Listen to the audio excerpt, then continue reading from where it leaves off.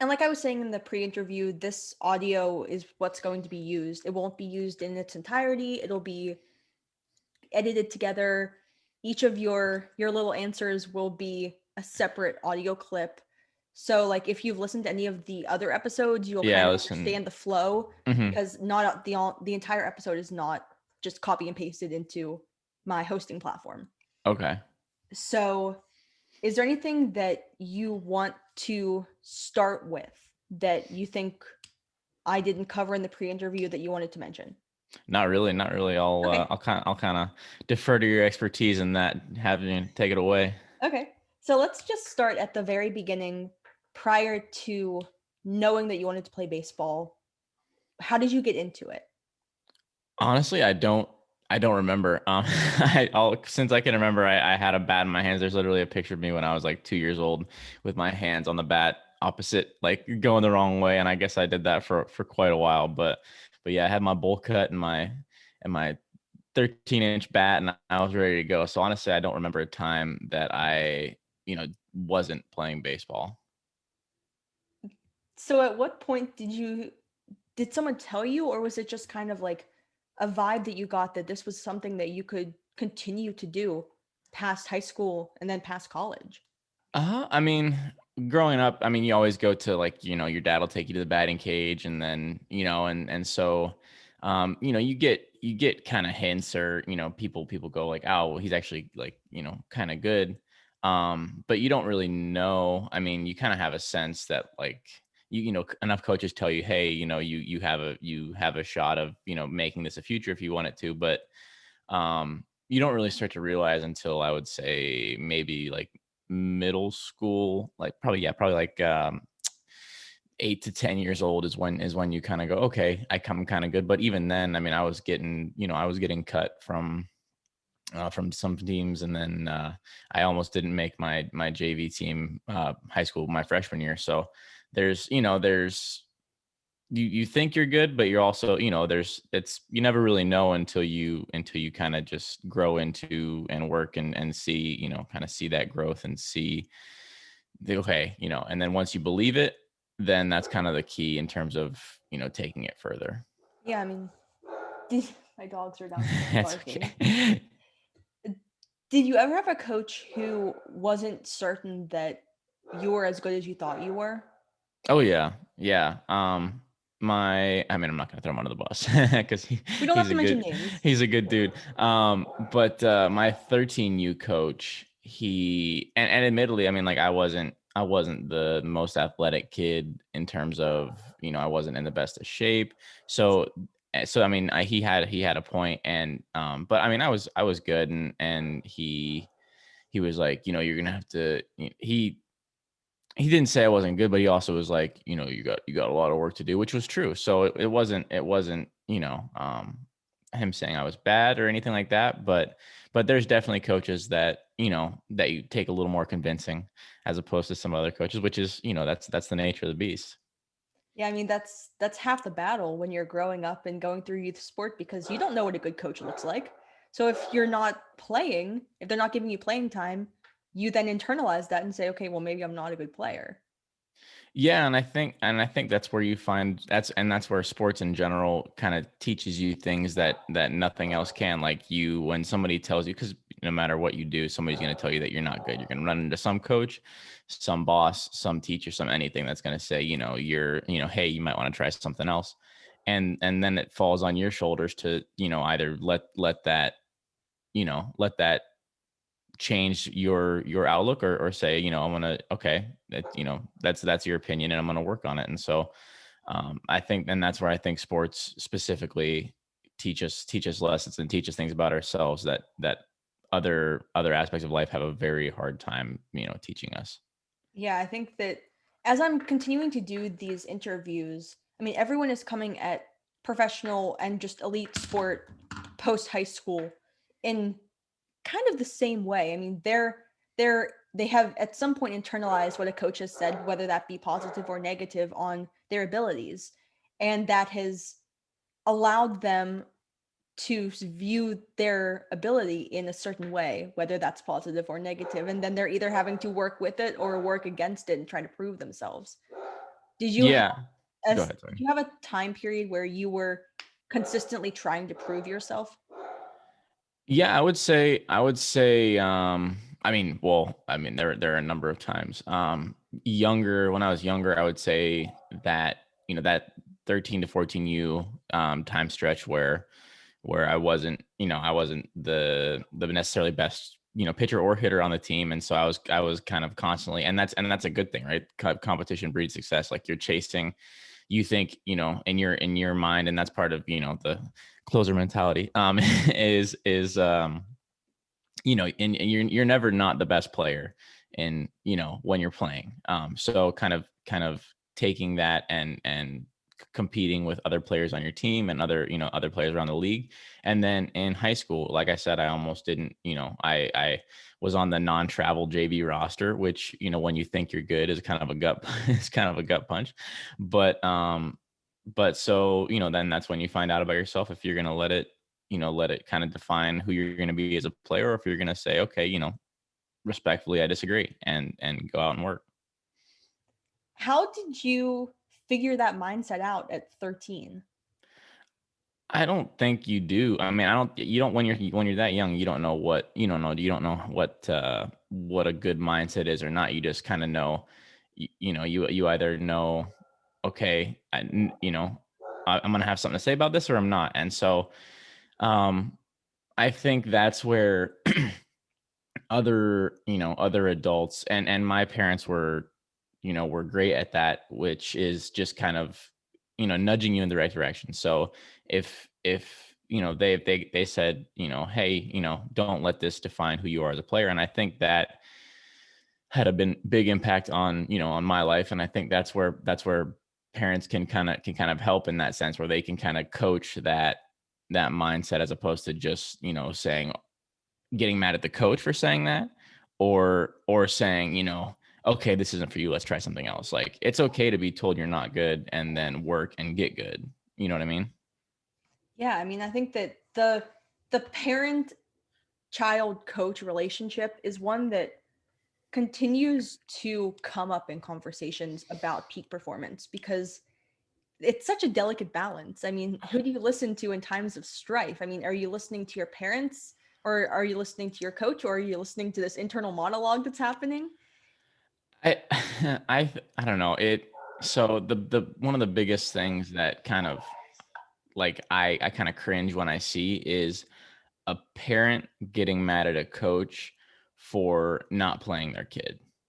Like, I mean, it really is just like, okay, what are you telling the kid, if you're constantly doing this? Because if the kid if the kid gets rewarded with playing time for that, you're not, when the kid goes and either gets a job in the outside world, or, starts moving up in the athletics, like, you're not going to end. You actually be surprised, because some parents do call the college coach, but but but but the college coach is going to say, hey, no, my job's to win games, my decision. So, if the kid gets rewarded with playing time for a parent, intervening and stepping in, then that is not teaching the kid a good lesson. And then, what's it saying to the kid, if you feel like you need to step in and, go to bat for your kid and say, hey, I need playing, my kid needs playing time, instead of going to the kid and say, okay, this is, we know you want to play, but we just need to work a little harder. And eventually, no matter how old you are, eventually you're going to get your opportunity, and when you do, that's when you need to be ready. So it, like, that parent coach relationship can be, like you said, is a delicate one, but it can go down a slippery slope real quick if you're not careful. So, what stance did your parents take? I mean, they said, you need to work. Like, if I didn't make, like I said, the JV team, that, it's like, okay, that sucks, but, you know, keep working, because, we know you're good, you're good.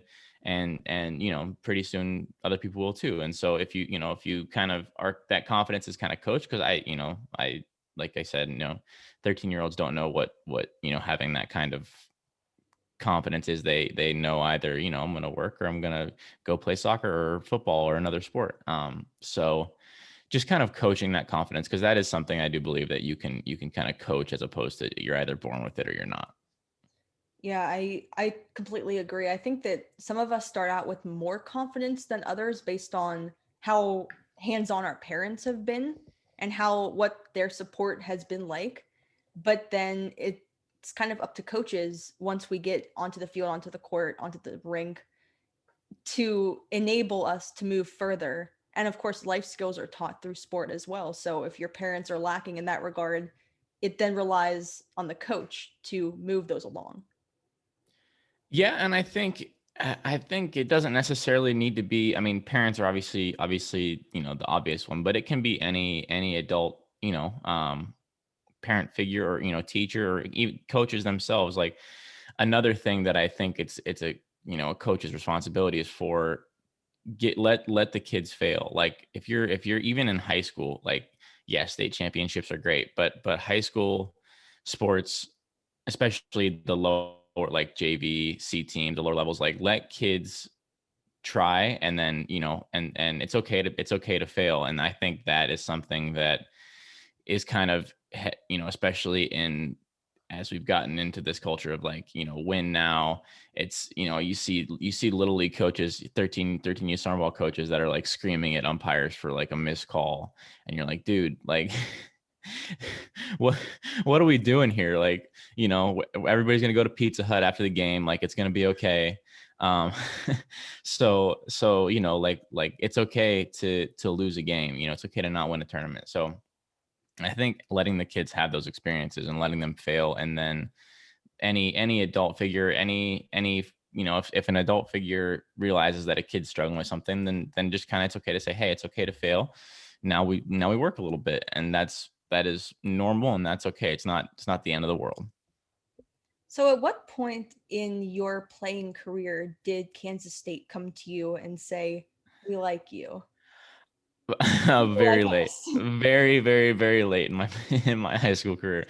And that's a kind of another interesting, like, lesson that experience taught me. Was I was going to go to a junior college in Washington. Didn't have any Division 1 offers, um, no D2 offers, nothing. I had two junior colleges, and I was going to go to it was called Bellevue Community College, and we played summer ball, where summer ball tournaments. And for whatever reason, so, like, the coach said, like, we could go to two tournaments this summer. We can go to one, I think it was in California or somewhere like closer, and nice on the beach. I think somewhere's like nice weather. And then he's like, or we could go to Manhattan, Kansas. And for whatever reason, we chose Manhattan, Kansas. And I'm so glad we did, because I ended up pitching just a game, didn't mean anything in the tournament, but I ended up throwing well. And the coach, I got a call a week later and said, hey, we're interested in you. We're looking at another guy, but would you want to come to K-State? And I said, yes, please.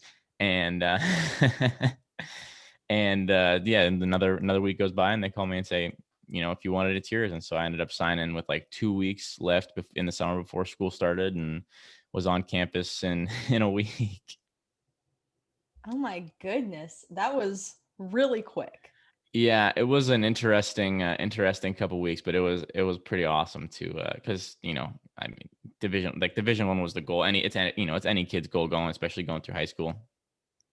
And so, you're like, okay, I'll get junior college for a couple years, and then went a big school. And honestly, I didn't know didn't know anything about the Big 12 at the time. I was just like, okay, it's D1, like, we're doing it, which can be, sometimes can not work out, but luckily, thankfully for me, it did. And yeah, a couple weeks later, I was in I was in Kansas. I mean, was that culture shock? It was a little different. I loved the small, like, at the college town. I kind of already knew that I liked that atmosphere more than like a school in a city, just for whatever reason. And so I kind of was it was kind of love at first sight. The campus was amazing. It was beautiful. And so walking, getting there and getting settled in, it was pretty wild to be like, okay, like, this is actually happening. It's not a dream. So I was very fortunate in terms of, not only for the sports aspect, but for the school, the campus and the the city was amazing. So when you came in as a freshman, trying to get acclimated not only with a college life, but the past 2 weeks where your life completely flipped upside down, what was that process like? I mean, what kind of orientation did you have going? So and I can actually this is a funny story now, but at the time it wasn't too funny. So I ended up missing orientation because we're flying standby to Kansas. So ended up missing my orientation. So I get into school, um, and so we have like a couple like athletic like pep rallies, for lack of a better word, um and so the first day the first and the pitching coach had me and him had only talked one or two times before this, and he was like, yeah, conditioning work is some med ball work, nothing too crazy. And I was like, okay. And because I mean, like I said, I was not in good shape. I was a little heftier, so but hey, mass equals gas, so off the mound. but yeah, so Never heard get to that before. and you've never heard that? No. Mass equals gas. That's the velo pouch you got in front. That's an extra 2 miles an hour right there. I'm sorry. Go on. Go That's on. no, it's okay. Um, so anyways, the first day on campus, the coach texts us and says, meet in the locker room and after class at like 3:15 or something like that. And so and it's Kansas and it's the middle of the summer, so it's a little hot. And so we get to the locker room, and like we're all excited, especially freshman me. I have no idea what's coming. We're getting our gear. I'm like, oh god, like we got t-shirts that say K-State, and we got free cleats. Are you kidding me? Like, this is the dream. And so coach starts talking, and he's like, and he starts to get like, he's like, last year's not gonna happen, man. Like, that's not. And I'm like, oh, like, what happened last year? Like, were we bad? Like, I don't know what's going on. And so he gets like more and more angry as he's as he's talking.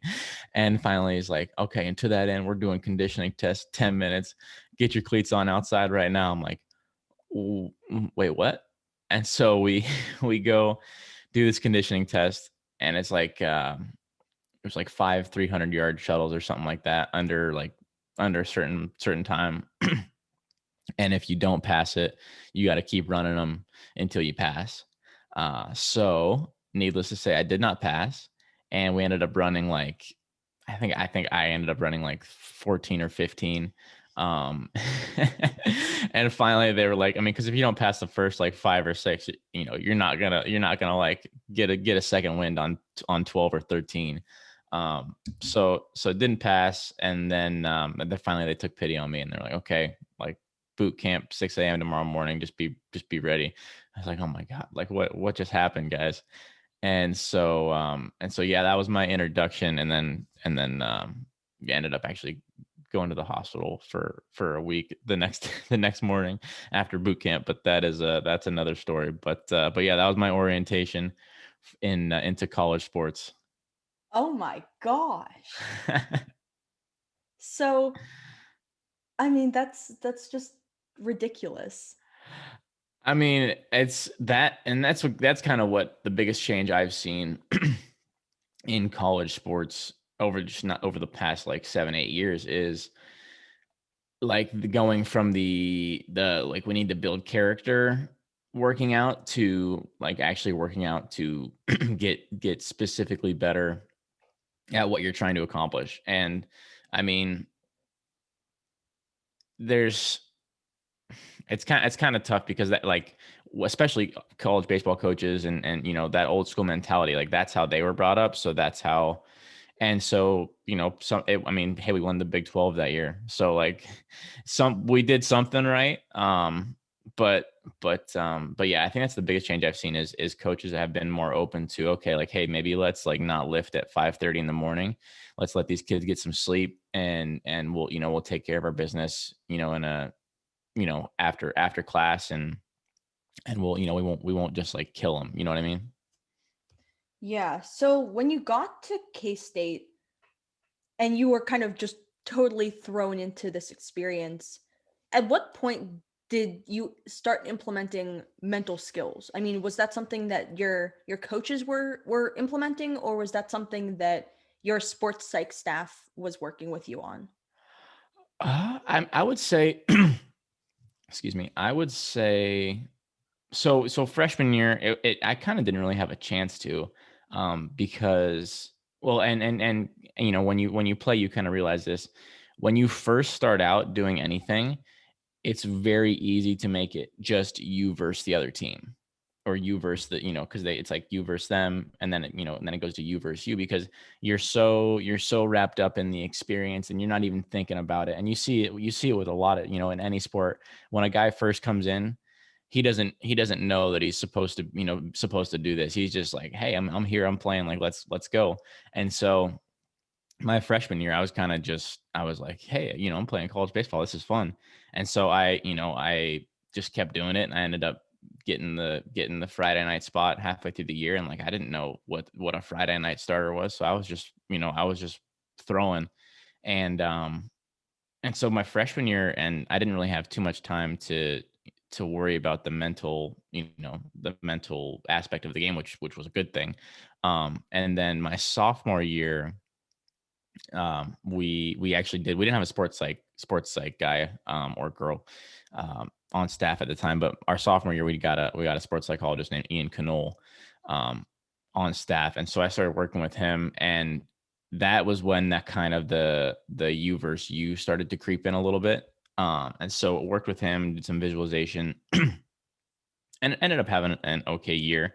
But I would say that was when I really started to focus on, did a lot of visualization, did a lot of exercises to get out of your head, essentially. So it's kind of an interesting, dichotomy, where you do, especially, as you get later and later in your career, all the work you're doing is to not think about anything. Which is kind of funny, but that's like when you're in the best headspace on the mound or playing any sport.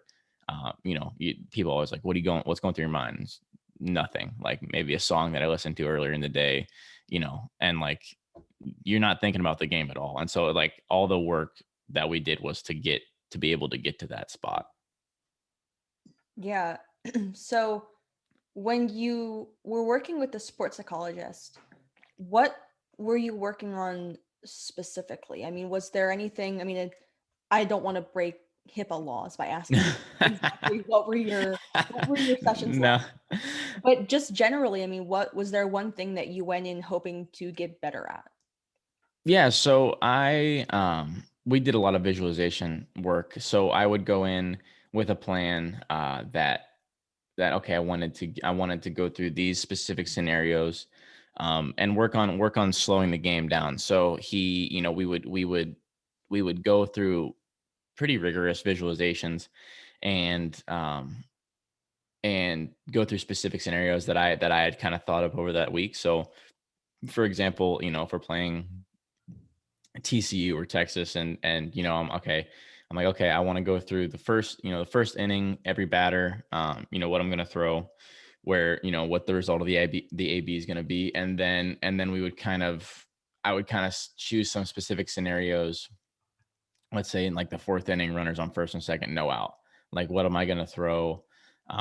How What's the result of the AB going to be, and visualize that success. And then we would go through. I would say I want to go. I'm going 7 innings this week, and so we would go through the outing, go through the warm ups, go through every aspect, as in depth as you can, of that outing. And then that would take about 45 minutes to an hour. And then yeah, I would go through my outing, and that would be our session. And then I actually used him, when I went through surgery too. We did visualization to help the screw in the arm, kind of get that healed a little quicker, which was pretty interesting to hear about and go through that as well. So, what was the rehab process like, and what role did the mental game play in your rehab facilitation? Yeah. So the rehab, most rehab processes, I should say, uh, deal with getting everything else stronger around the affected area, so that when that is fully back to normal, you not only are back to where you were, but you've actually improved. So that's why you see a lot of guys that get TJ, pick up 3 to 4 miles an hour, or 2 to 3, because they're doing so much work that they've never done before on their body, on their arm, that when they come back and their ligaments fully healed, that they see the fruit of those labors pay off. And so the mental game for me, I shouldn't say it wasn't a major surgery, because it was, they had to put a screw down the shaft of my elbow, but it wasn't anything like soft tissue or ligament related. It was just a bone. So that for me was more of getting my lower body and my core stronger while I was waiting for my arm to heal. Because that was always an area that I was lacking in, and getting more mobile, and then the mental side, really focusing on, you know going through the bone healing, and going through what it's going to feel like to throw without pain for the first time, in a while, which is you don't think about it, but when you think about, an injury while you're throwing, it's gonna, there's gonna be pain.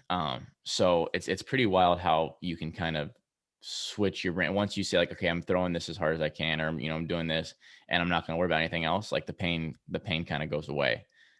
For some, like, I mean, soft tissue stuff that I had, but it's training your mind to say, like, I'm not going to worry about, the thing that I have in my elbow, or like this muscle pull or anything like that, and just going is can have a big impact. It was pretty wild to see.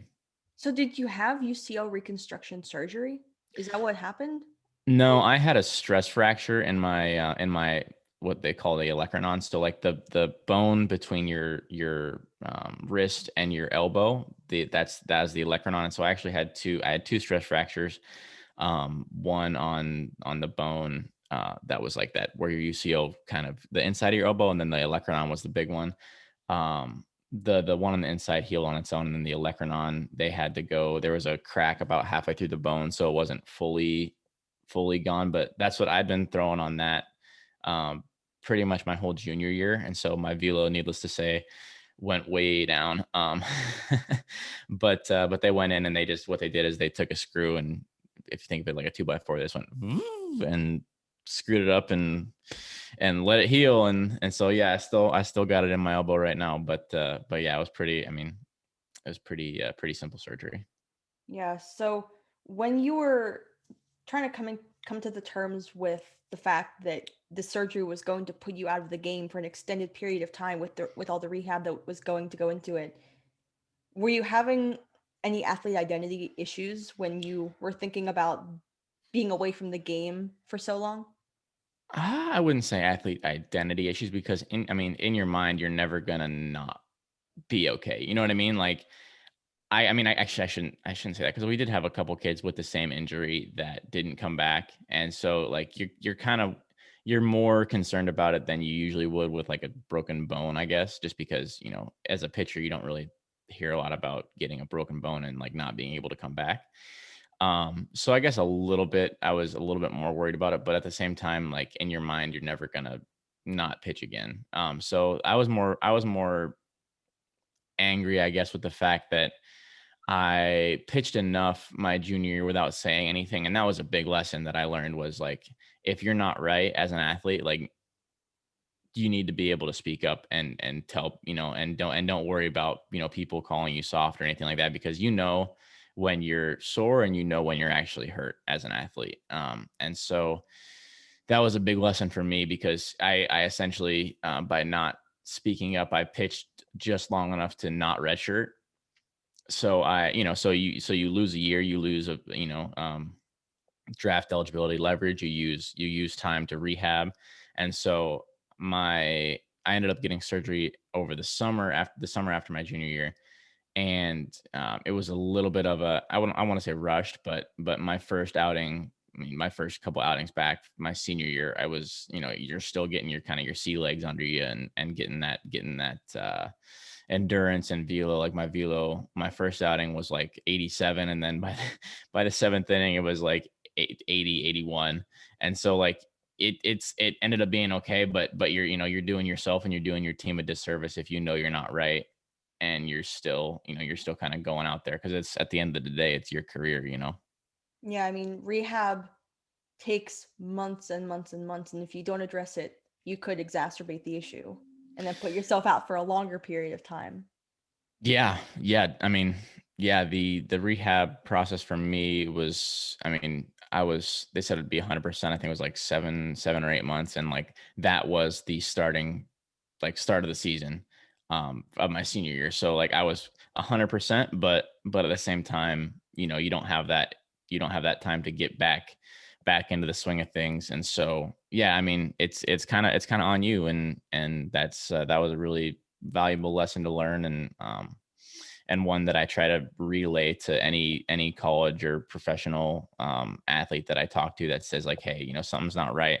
It's like, dude, speak up, because especially in pro ball, because if you have a couple bad outings and you're not like a high round guy, I mean, they don't care that you're hurt. They just see that you gave up 5 and in an outing, and that's that could be it. So Welcome everyone. This room is networking with there like-minded we go. legends. This room is to read bios, to You're welcome for that. network, and to form new connections. Feel free to raise your hand. Thank you, Clubhouse. I want to raise my hand. Sorry. Hello. Hey, sorry, real quick. I gotta hop on this Clubhouse real quick. No, Pause. sorry about that. No, you're Um, good. but yeah, I try to get guys to realize that it's their career, in the training process and every aspect of it, because I didn't realize that at the time, when I was playing either. So if I could, if I had a time machine, I would. I have no regrets, but there's a couple things that I would do differently for sure. So then you rehab during the end of your junior year and into right up to your senior season. You played your senior season and then you were preparing for the draft.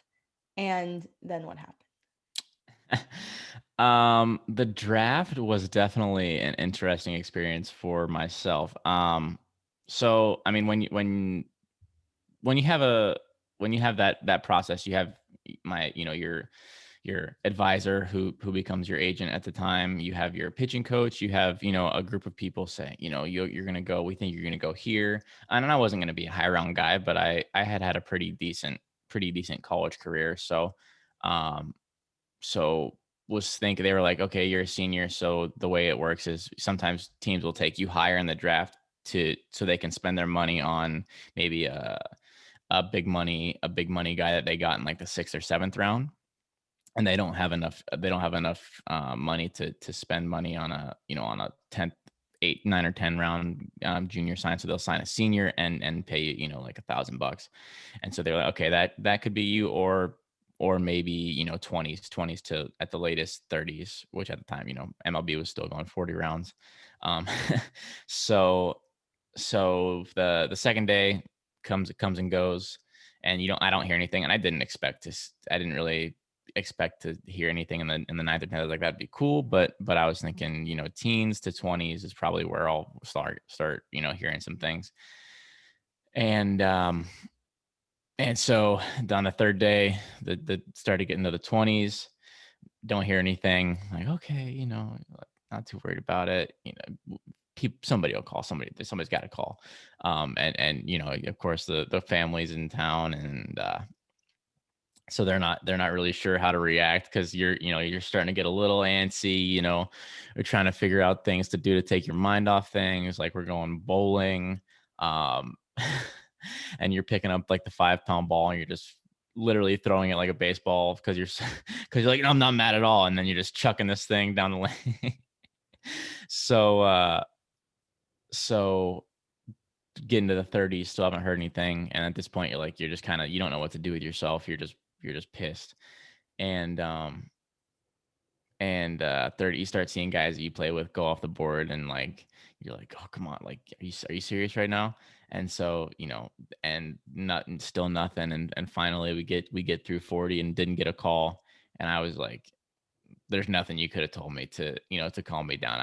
I was not going to hear it. And so because after that, you don't know. That's when you're like, am I just not gonna what now? And so that was a tough weekend. And then thankfully the next day, got a call from my agent and said, like, do you want to be a Cardinal? I was like, yes, please, just let me throw a ball somewhere. Like, that's all I want to do. And so I was able to sign free agent deal with the Cardinals. And the scout that signed me, or that kind of went to bat for me, called me and was like, congratulations. And he's a great dude. Still talk to him to this day. And then yeah, next day you're on a plane to Florida, get your physical, and then go to the affiliate you're going to. So what do you think that they saw in you that made them hang on to you but not formally draft you? I mean, I on paper I wasn't anything crazy. Um, different organizations like different things. Like the Cardinals are known for taking a lot of college arms later in rounds. So the scout, when I was talking to the scout after that first season, he was like, you got brownie points for I think I gave up like an absolute nuke to a kid, a lefty. And if anybody listens to this podcast that I played ball with, they'll remember I gave up an absolute tank to dead center field off a Baylor lefty. Yeah, like hit off the top of the batter's eye, got out in like 2 seconds. It was just a nuke. And I looked at my catcher, and I kind of went like this, basically asking him, like, did the ball, was it where you wanted it, and did it do what it needed to do? And the catcher like shook his head yes. And so it's like, okay. And so the scout saw me do that and kind of just shrug, and he was like, you got brownie points for that, because if you give up a ball that's hit that hard and you can shake it off that easily, so you're either not not right in the head, or you have at least some mental fortitude. So he said I got brownie points for that. And I mean, I had a pretty consistent, pretty decent college career. So just kind of on paper, I didn't do anything spectacular, but I was, I was going to get the job done, and do what I needed to do on the mound. So I think that's kind of what they saw in me. Yeah. So how do you maintain consistency when you're up against amazing hitters? I think it comes down to like breaking the game down, and breaking what you need to get done down into the smallest part of what you need to do, and focusing on each pitch. And I know it sounds cliche, but it's so hard to do when let's say you just threw three straight balls and you got runners on first and second, and like it's so easy to get sped up and to start worrying about, oh, I need to do this.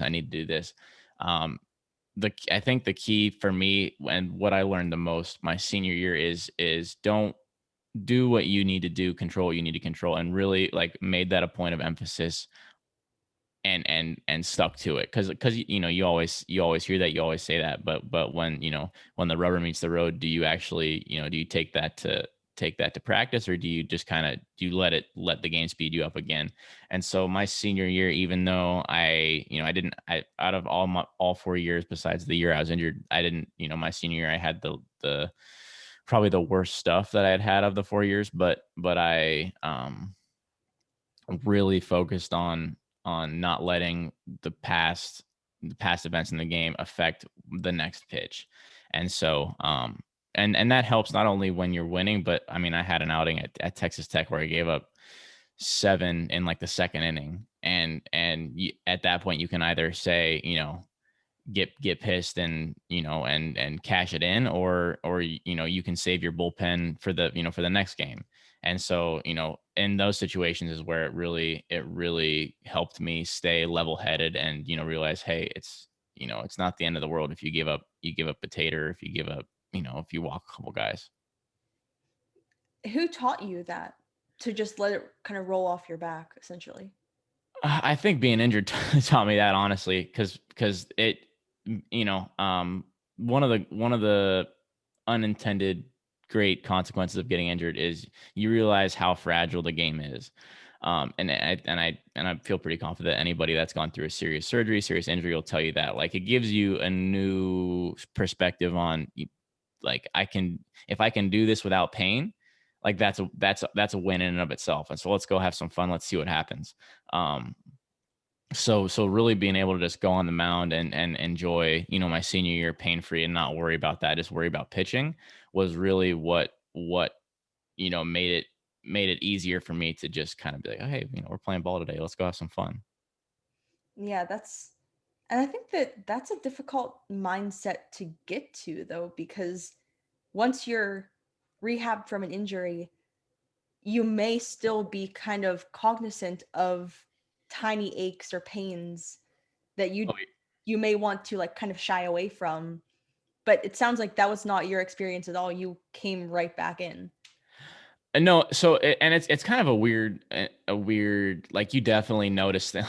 Like, I mean, me personally, I was always like, oh, I think this is feeling a little weird. Let's get this worked on. So definitely, like, in between games and in between practices, you're more cognizant of the little things. Like, you're like, oh gosh, but as soon as you pick up a ball and throw it without pain, you're like, okay, like, stop freaking out, dude. You're fine. Like, just um don't worry about it. So that was kind of my experience, in the sense of, like, in between weeks, in between, during practice, or during, just like, when you're at home, you're always just messing. Like, I was always just messing with my arm, just to, like, because, like, for me, I literally developed like a tick, because because when I had my stress fracture, if I flexed my arm and released it, it would give me like shooting pain. And so, yeah, it was a weird thing, but it was like, I knew that something was wrong when I would do that. And so, like, after I had surgery, people would be like, like, if I was in the locker room just hanging out, I would literally just like be doing that and like no pain. I'm like, okay, you're good. Like, it's just like a constant feed, like, okay, you're fine. And so people would be looking at me like, dude, like, what are you doing? You're like, you're you're just doing things to yourself over in the corner. Like, what are you doing? And it's like, so it's just like that kind of aspect of, you develop like little ticks or little whatever, to like kind of just remind yourself subconsciously, like, hey, you're good. And so that was my experience. But once you get on the mound, once you start throwing a ball without pain, then like all that goes away and you're just kind of happy to be back out there. Yeah. So when you were going into the minors for the Cardinals, what was that experience like? And what was the mental side of the game like? Was there any mental influence? I mean, did you have a sport medicine staff that included sports psych, or was it more just rehab facilitation? There was no sports psych staff. Especially, yeah, in rookie ball. But we had Keith Joint. Shout out Keith. It was the all time greatest PT. So my sports therapy was talking to him about comic book movies in the dugout, um, during the game. So I mean, he was, you get, and that's where taking your career into your own hands really becomes, first and foremost, because it's on you to get your work in. It's on you, because there's one trainer for like 35 guys. And so if you're going to piss the trainer off if you keep like, hey, can you do this? Can you do this? So it becomes on your shoulders to get your work in, to get your arm care in, um, each and every day. And then if there's really something wrong, then go to the trainer and say, hey, can you take a look at this? But it's on you to do what you need to do to get yourself ready to go play the game that night. Yeah. So when you were in the minors playing with guys who had signed for $1,000 versus guys who had signed multi-million-dollar contracts, what was that experience like? It's you don't I don't I mean you don't really notice it too much, besides what car they drive, because like at the end of the day, everybody's there to play baseball. So you always hear guys like, hey, this guy signed for X or whatever. But like, and it's clear like who the big money guys are. But at the same time, like, they can still get hit around just like anybody else, and they can still have. So it's like, you're all on a team. You're all there to play the game.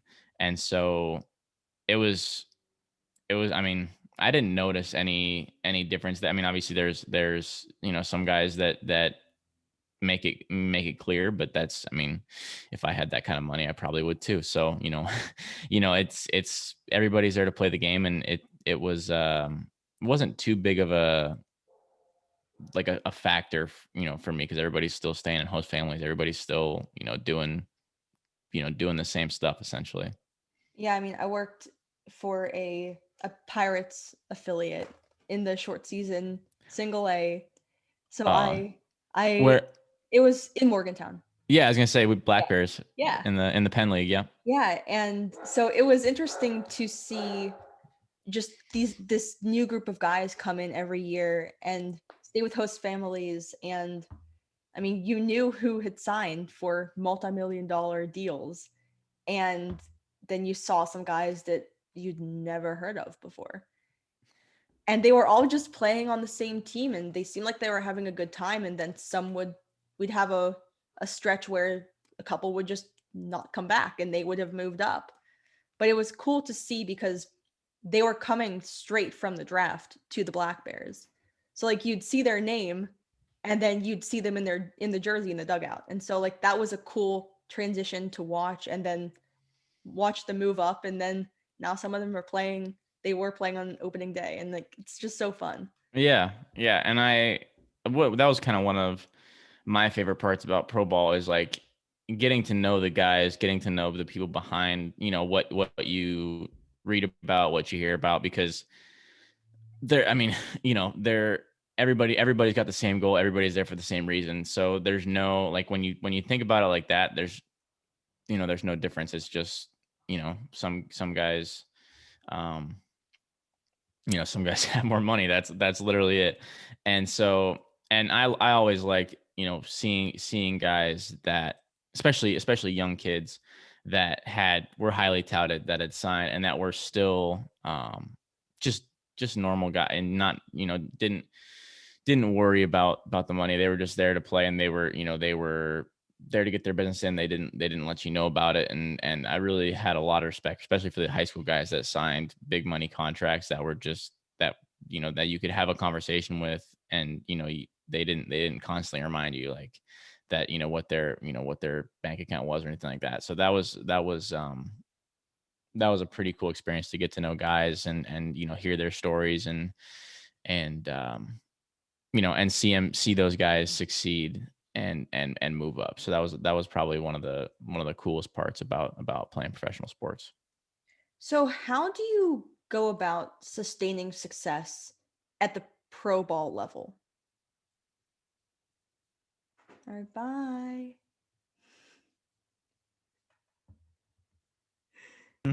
There we go. Sorry about that. Sustaining success at the pro level, you said? Yes.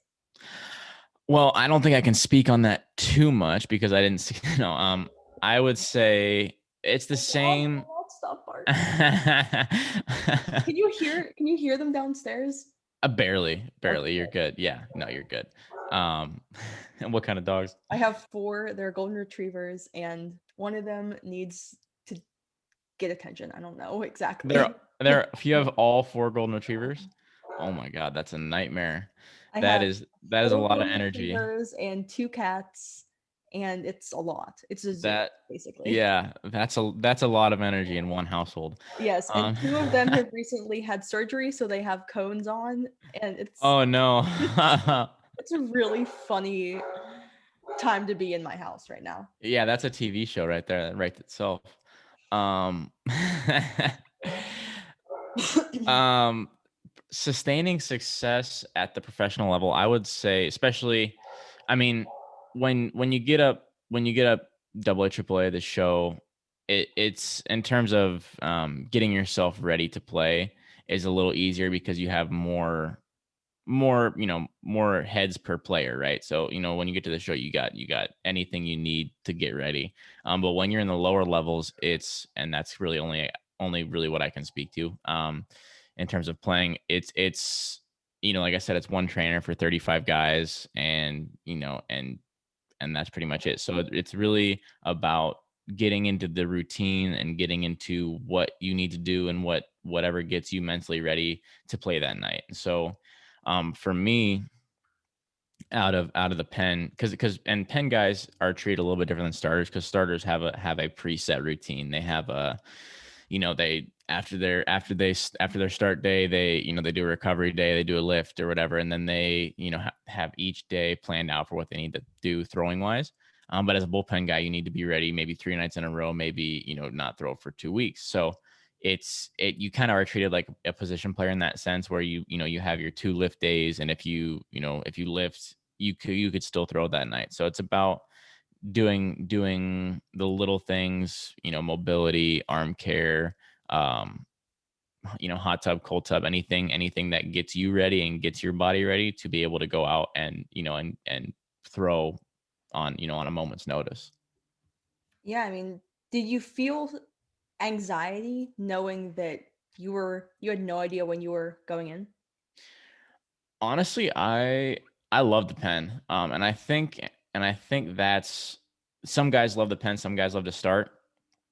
And I think the pen helped me just go throw. Like, because I one of the things I struggled with was overthinking um throughout my whole career. And so the pen really, it's if you're sitting down, you're hanging out, you're having a you're joking around, and somebody says, hey, need to be ready in 3 hitters, you just go like, oh, okay, like, fire drill, go, get your gloves, to throw 10, and then you're ready to go. And so I think that I almost enjoyed that more, because you don't, you just, you go, you're hanging out until it's time to throw if you need to throw that night, and then if not, then there you go. So that's, I loved the pen, and I loved the fact that you could have some conversations that were not about baseball for a couple hours, and and we get into some shenanigans if it wasn't your day to throw.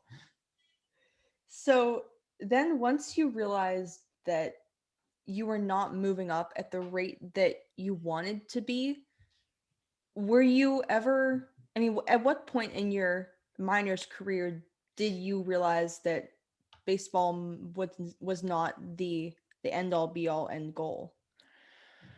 I mean, so that really wasn't, so a little, I mean, a quick, I had my 2 first years in pro ball were actually really good.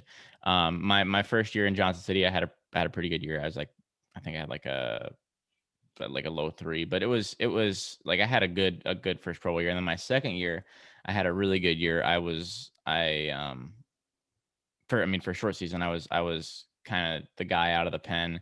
And so in your mind, right, you're like, okay, you know, now we go, now we start to move. And so my third year, and then um between those 2 years, the Cardinals had a couple of us do this mini camp. And that kind of was like, okay, like they actually have taken, they're like, my work's paid off. They're actually like at least taking some sort of notice of me.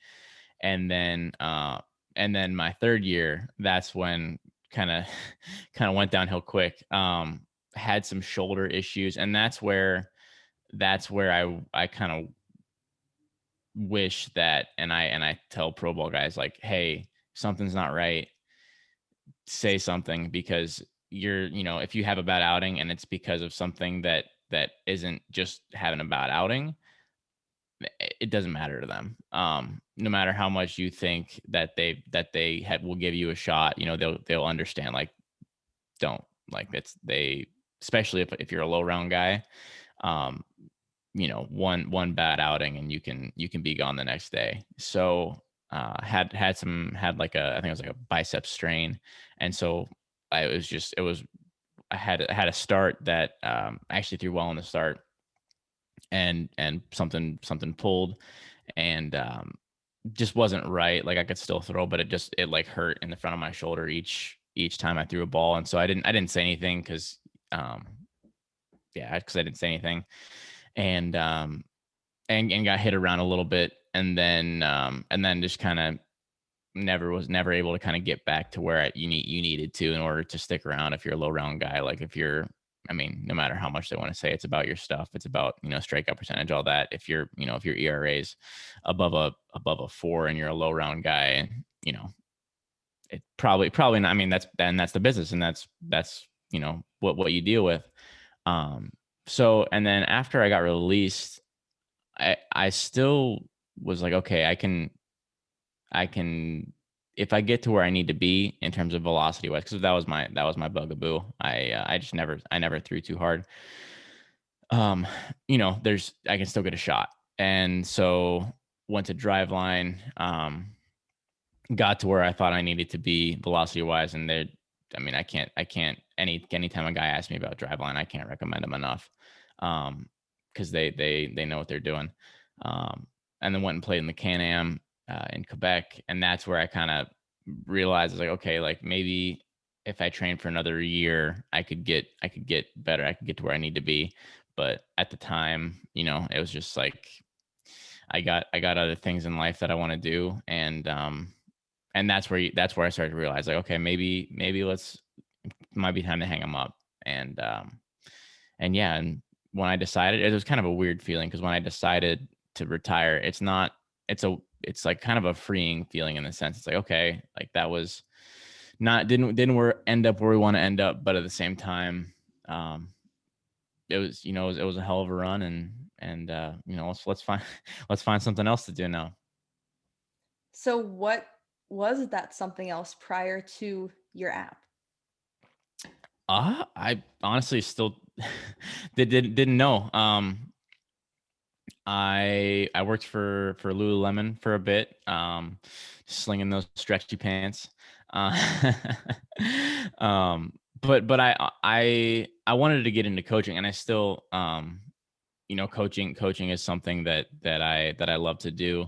And I love the game. So anything I want to, anything I do, I want to stay involved in the game.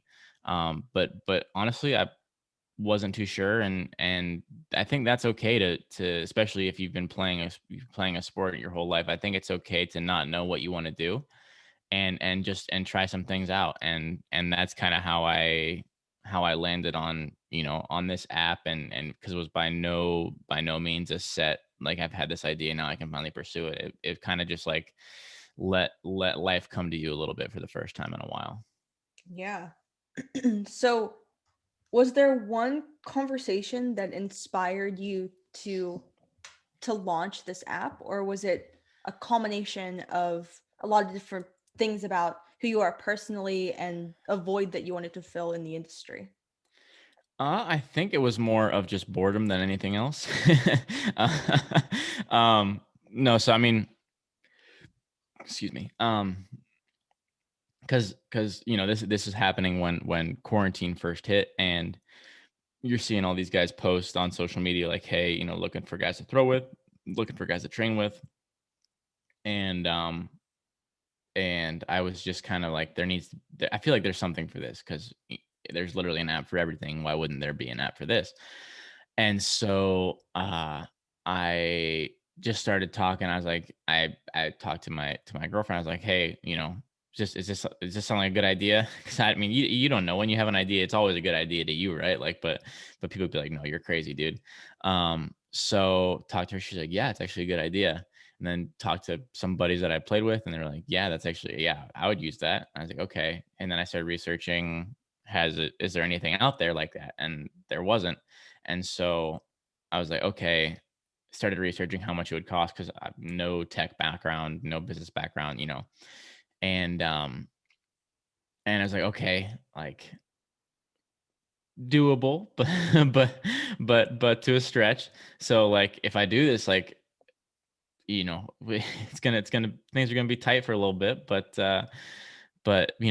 we can do it. And yeah, and that's where the boredom aspect comes into play, because everything else is closed. So what are we gonna do besides start an app, right? So when I finally decided, enough people I'd reached out to enough guys that had said, like, yeah, this is a good idea.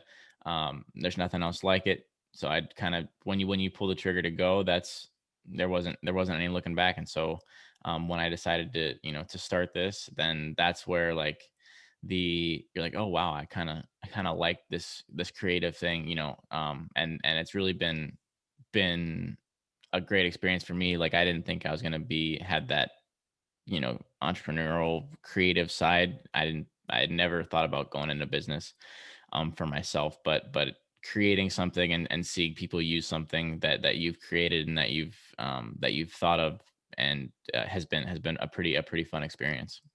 So what is the feedback that you've been getting? Yeah. So People who have used this app and enjoyed it. so the feedback, the big thing right now. So, and then just a quick background for your listeners. It's essentially designed for all athletes. So if you're an athlete and you live, I mean, because I know I lived in a small town when I was playing, and it's hard to find guys to get your work in with, or guys or girls obviously to get your work in with.